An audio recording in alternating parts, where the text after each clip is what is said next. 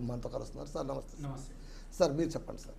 Question నేను మధ్యలో అదే దిస్ ఈజ్ ది క్వశ్చన్. అంటే రేవంత్ రెడ్డి గారి పాలన నల్లేరుపై నడకల సాగటం లేదు, అడ్డులు ఎదురవుతున్నాయి, ఆటంకాలు ఎదురవుతున్నాయి, తత్తరబాట్లు కనిపిస్తున్నాయి, ఇది సజావుగా సాగే పాలనలా కనిపించట్లేదు అని వాళ్ళ పార్టీ వాళ్ళే ఫీడ్బ్యాక్ ఇస్తున్నారు అనేటువంటిది ఒక ఆరోపణ. దాన్ని మీరు ఎలా చూస్తారు? నమస్తే అండి.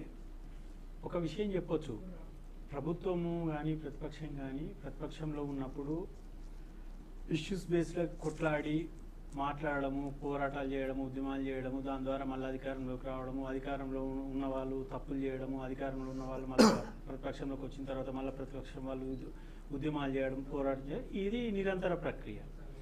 ఇక్కడ ఏం జరుగుతున్నది అంటే తెలంగాణ రాష్ట్రం ఏర్పడిన తర్వాత దాదాపుగా 10 సంవత్సరాలు భారతీయ రాష్ట్ర సమితి అధికారంలో ఉంది. అధికారంలో ఉన్న టైంలో మొదటి విడతగా చాలా మటుకు పనులు చేయలేకపోయారు అని చెప్పి కొత్త రాష్ట్రం మనం పిల్లలుగా ఉన్న ఇది ఎదగాలి అనే మళ్ళీ రెండోసారి కూడా ఇంకా కొద్దిగా ఎక్కువ మెజారిటీ ఇచ్చి కేసీఆర్ గారిని ఆదరించి రెండోసారి కూడా అధికారం ఇచ్చి టోటల్ దాదాపుగా 10 సంవత్సరాలు భారతీయ రాష్ట్ర సమితికి తెలంగాణ రాష్ట్ర ప్రజలు అధికారం కట్టబెట్టారు. ఆ సమయంలో సరే రేవంత్ రెడ్డి తెలుగుదేశం పార్టీలో ఉన్నాడు, తర్వాత కాంగ్రెస్లోకి వచ్చిండు, ఇట్లా పార్టీలు చేంజ్ అవ్వకుండా బీఆర్ఎస్లో ఉండే, బీఆర్ఎస్ నుంచి తెలుగుదేశం పార్టీ, బీఆర్ఎస్, కాంగ్రెస్, ఇట్లా 3 పార్టీలు. కాంగ్రెస్ పార్టీలో ఒక సోషల్ మీడియా క్రియేట్ చేసుకొని సోషల్ మీడియా ద్వారా అనుకోండి, ఆయన ఎప్పుడు నేననే మాటలు కాదు, ఇవన్నీ కూడా ప్రజలు అనేది వాళ్ళు రేవంత్ రెడ్డి గారు అనే మాటలే చెప్తున్నాను. తొక్కుకుంటూ వచ్చిన బిడ్డ, నేను మామూలుగా రాలే, తొక్కుకుంటూ వచ్చిన అంటే తొక్కుకుట మీన్స్ ఏంటంటే, నేను అనుకునేది ఏంటంటే వారు మాట్లాడుతుంటే తొక్కుకుట అంటే నరుకుట అంటే ప్రజలను నరుకుట అంటే ఎవరు ఇది చేసేవారు, చట్టాలు ఉంటాయి, అన్నీ ఉంటాయి. తొక్కుకుట అంటే మళ్ళీ తిరగబడి కొడతారు. అయితే నేను అనుకునేది ఏంటంటే రేవంత్ రెడ్డి గారి భాషలో తొక్కుకుంటూ నరుకుటూ నేను వచ్చిన, పై స్టెప్కి వచ్చిన, నేను మంచోని కాదు, ఇటు ఈ రకంగా మాట్లాడుతుంటారు. అయితే నేను అనుకున్నది ఏంటంటే, ఇప్పుడు బీఆర్ఎస్ కొద్దిగా నేను స్టార్ట్ అయినప్పుడు శ్రీకాంత్ గారు మాట్లాడేది, అటు శ్రీనివాస్ గారు మాట్లాడేది, దాన్ని బట్టి ఇవన్నీ నిత్య ప్రక్రియ అండి. ఇక ఇదే నువ్వు ఎన్నిసార్లు రోజు 24 గంటలు పెట్టి ఇదే జరుగుతుంది, ఇదే జరుగుతుంది. నేనేమంటా అంటే, సరే రేవంత్ రెడ్డి గారు బీఆర్ఎస్కి అధికారం ఇచ్చారు, 10 ఏళ్ళ అధికారం ఇచ్చారు, దాని మీద తప్పులు చేసుకుంటా పోరాటం చేసుకుంటా రావడం మంచిదే. కానీ నేను అబ్జర్వేషన్ చేసింది ఏంటంటే, రేవంత్ రెడ్డి ఒక సోషల్ మీడియాను నడిపించుకుంటూ వచ్చాడు. సోషల్ మీడియా అంటే ఇవాళ రేపట్లో సోషల్ మీడియా నడిపించుకుంటూ, ఈవెన్ కేటీఆర్ కూడా ఉంటాయి సోషల్ మీడియా. నేనేమంటా అంటే, కాంగ్రెస్ పార్టీలో రేవంత్ రెడ్డి ఎదగడము గొప్ప విషయం, దాన్ని ఎవరమైనా స్వాగతించాల్సిన గొప్ప విషయం అది. ఎందుకంటే కాంగ్రెస్ లాంటి సముద్రం లాంటి పార్టీలో కొత్తగా సీనియర్లను కాదని యోధులు ఉంటారు. అందులోనే పాతోళ్ళే ముఖ్యమంత్రి పదవికి, పిసిసి ప్రెసిడెంట్కు, పిసిసి సెక్రటరీకి కొట్లాడే వాళ్ళు ఉంటారు.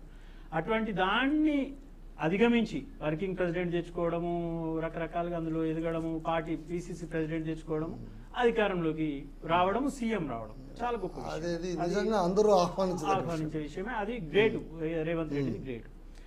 అయితే ఎట్ ఏ టైం పాలనలో ప్రభుత్వం పార్టీ మీద గ్రిప్ సంపాదించిండు, పార్టీలో తొక్కుకుంటూ వచ్చిండు, కానీ పాలనలో మాత్రము అంటే గ్రిప్ సంపాదించిండా తొక్కుకుంటూ వచ్చిండా, రెండు వేరు ఆయన అనుకున్న అంశం. మళ్ళీ నేను అనడం కాదు, తొక్కుకుంటూ వచ్చినాడు ఆయనే చెప్తున్నాడు. తొక్కుకుంటూ వచ్చి గ్రిప్ సంపాదించి తొక్కినప్పుడు వాడికి అసంతృప్తి ఉంటేనే ఉంటుంది కదా, అదే పైకి లేచారేమో. ఎట్ ఏ టైము పాలన మీద ఇప్పుడు అధికారం ఇచ్చారు ప్రజలు, అధికారం ఇచ్చినప్పుడు మనం పాలనలో ప్రూవ్ చేసుకోవాలి. పాలనలో ప్రూవ్ చేసుకుంటే నెక్స్ట్ టైం అధికారంలోకి ఎప్పటికైనా governance is different from politics. అయితే ఈయన పాలన మీద ఇప్పటికీ గ్రిప్ సంపాదిస్తలేదు. ఏ ఒక్క ఐఏఎస్ ఉన్నట్టు అనిపిస్తలేదు, ఏ ఒక్క అధికారి గ్రిప్లో ఉన్నట్టు అనిపిస్తలేదు, ఎక్కడ పాలన అంత స్తంభించినట్టే ఉన్నది. ఎక్కడ కూడా తృప్తిగా అఫీషియల్ కానీ ఏదైనా పాలన మీద ఇప్పటికీ గ్రిప్ రాలేదు. దాదాపు 15 సంవత్సరాలు అవుతుంది.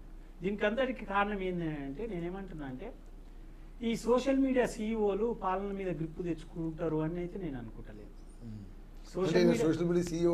సోషల్ మీడియా సీఈఓగా సక్సెస్ అయ్యిండు. కానీ రేపు ఇంకో మాట కూడా చెప్తా నేను, బీఆర్ఎస్ లో కూడా అదే పరిస్థితి ఉంది. బీఆర్ఎస్ లో కూడా సోషల్ మీడియా సీఈఓ ఇప్పుడు పనిచేస్తున్నాడు, వందల మందికి కోట్లాది రూపాయల జీతాలు ఇచ్చుకుంటా పనిచేపిస్తున్నాడు అనేది అటు ఆల్ పార్టీస్ నిరంతరం చెప్తూనే ఉంటాయి ఆ విషయం. ఆ బీఆర్ఎస్ పార్టీ కూడా చెప్తూనే ఉంటుంది సోషల్ మీడియా ఇది ఉంటుందని. నెక్స్ట్ ఈ పాలన మీద గ్రిప్ లేక సోషల్ మీడియా తోటి సోషల్ మీడియా సీఈఓ పార్టీలో గ్రిప్ సంపాదించి పాలన మీద గ్రిప్ సంపాదించిన సోషల్ మీడియా సీఈఓ పాలనలో ఫెయిల్యూర్ అని 100% నేను చెప్తున్నాను. రేపు మళ్ళీ ఈయన మీద కోపంతో బీఆర్ఎస్ పార్టీని అధికారంలోకి తెచ్చే అవకాశం ఉంటే మాత్రం మళ్ళీ రేపు అది. అందుకనంటే నేను ఎందుకంటున్నా అంటే సోషల్ మీడియా ఆయన సోషల్ మీడియా సీఓనే అవుతాడు రేపు. ఇప్పుడు కేసీఆర్ గాడండి నెక్స్ట్ సీఎం, నెక్స్ట్ అధికారంలోకి వస్తుందని వీళ్ళైతే కాంగ్రెస్ చేసిన తప్పిదాల వల్ల ఆల్టర్నేట్ మేమే ఉన్నాము అనేది అయితే బీఆర్ఎస్ ప్రచారం కనిపించేది వీళ్ళిద్దరే కాదంటారా?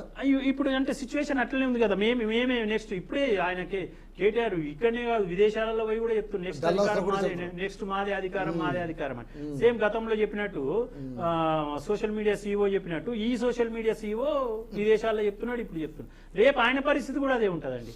100% ఆ సోషల్ మీడియా సీఈఓ కూడా ఫెయిల్ అవుతాడు. అసలు రాదు, అధికారంలోకి వచ్చే పరిస్థితి కనిపిస్తలేదు. జనాలకు నమ్మకం ఆల్టర్నేటివ్ పార్టీ ఏదైతే ఉంటుందో ఆల్టర్నేటివ్ అంటే మనం ఉంటే బీజేపీ కూడా ఆ స్థాయికి ఎదిగితే బీజేపీని ఆదరిస్తారు. బీజేపీ ఆ స్థాయికి ఎదగకపోతే ఏమిస్తారని ప్రజలు ఏమిస్తారనేది తీర్పు చూడాలి. కానీ బీఆర్ఎస్ కనుక ఇస్తే ఆ సోషల్ మీడియా సీఈఓ వల్ల పార్టీ వాళ్ళకే నమ్మకం లేదు. పార్టీ వాళ్ళు ఇప్పటికే పార్టీ క్యాడర్ ఆయన మీద అసంతృప్తితో ఉన్నది. పార్టీని మొత్తం సెంట్రల్లో రాహుల్ గాంధీ కాంగ్రెస్ కు అధికారం రాకుండా ఎట్లున్నాడో ఇక్కడ బీఆర్ఎస్ కు నెక్స్ట్ టైం అధికారంలోకి అధికారం బోనికి ఆయనే కారణమైండు. రేపు అధికారం రాకుండా కూడా ఆ సోషల్ మీడియా సీఈఓనే కారణమవుతాడు. ఆ సోషల్ మీడియా సీఈఓ వల్ల సేమ్ ఇప్పుడు ఈ సోషల్ మీడియా సీఈఓ పాలన ఎట్లా ఉంటుందో రేపు ఆ సోషల్ మీడియా సీఈఓ పాలన అట్లనే ఉంటది అనే అభిప్రాయానికి ప్రజలు వస్తున్నారు. సరే ఇంకా 3.5 సంవత్సరాలు ఉంది. ఆ 3.5 సంవత్సరాలు ఏం జరుగుతుందో చూద్దాం. ఇప్పుడున్న సిచ్యువేషన్ లో మాత్రం వీళ్ళిద్దరు కూడా ఇప్పుడున్న సీఎం గానీ కాబోయే ఎవరైతే స్లోగన్స్ ఇచ్చుకుంటున్నారో సీఎం అనేది ఏదైతే అంటున్నారో వీళ్ళిద్దరు కూడా సోషల్ మీడియా సీఈఓలుగానే పనికొస్తారు తప్పించి సీఎంలుగా పనికిరారు. Okay sir. శ్రీనివాస్ గారు సార్, ఇప్పుడు మన అనలిస్ట్ గారు ఒక మాట అంటున్నారు, వీళ్ళు సోషల్ మీడియాను నమ్ముకున్నారు, సొంత ప్రచారాన్ని నమ్ముకున్నారు, కానీ పాలనను నమ్ముకోలేకపోవడం వల్లే ఈ ఇబ్బందులన్నీ ఎదురవుతున్నాయి. వీళ్ళు సోషల్ మీడియా సీఈఓలుగానే సక్సెస్ అవుతున్నారు, కానీ ఒక సీఎంగా పాలన గవర్నెన్స్ అద్భుతంగా ఉండాలి, అందరినీ కలుపుకొని ముందుకు వెళ్ళాలి అన్న విషయంలోన తత్తరబాటు కనిపిస్తుందని అంటున్నారు ఆయన అబ్జర్వేషన్. మీరేమంటారు? ఇప్పుడు దీంట్లో రేవంత్ రెడ్డి గారు ఎమ్మెల్యేలుగా ఎంపీగా ఆయన ముఖ్యమంత్రిగానే ప్రమాణ స్వీకారం చేసింది. అంటే పాలనా సౌలభ్యం తెలవడానికి కొంతకాలం పరిపాలనలో పనిచేస్తే బాగుంటుందని అభిప్రాయం వారి అభిప్రాయం ఏమని నేను భావిస్తున్నాను.